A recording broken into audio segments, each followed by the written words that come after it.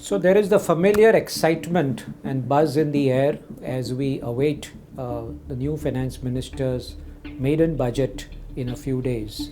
As always, and this year particularly with all the crowdsourcing of ideas which the finance minister has sought, there are a huge list of wishes, I'm sure, which she has to grapple with.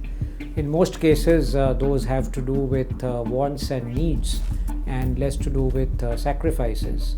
But I think at the headline level, there would be perhaps two or three macro issues which the finance minister would be grappling with, and we will see how the response pans out.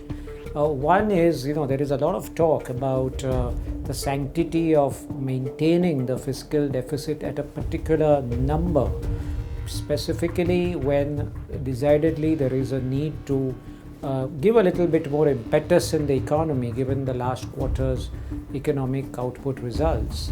So the question really being asked is this the time for the finance minister to loosen the purse strings a little, whether it's giving some tax cut benefits to propel investments in the economy, or it is a question of even enhancing certain capital expenditures in particular, which are required particularly in the context of infrastructure building. So I think one is on the fiscal deficit. At the same time, you don't want to throw away the good work having been done by NDA1 in the first 5 years of maintaining fiscal and economic stability.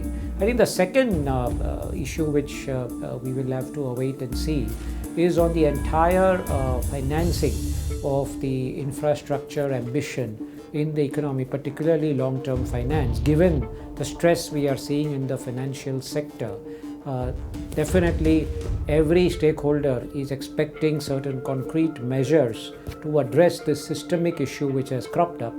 And last but not the least is this ever important problem in India of enhancing the tax GDP ratio or the tax base, because only then the government of the day will have the space for enhancing their expenditure programs, which are much needed. What new steps can the government think of to further improve compliance both on the direct tax side as well as GST, without of course dampening the sentiments of honest taxpayers and encouraging investments, as I said earlier. So all in all, she has her task cut out.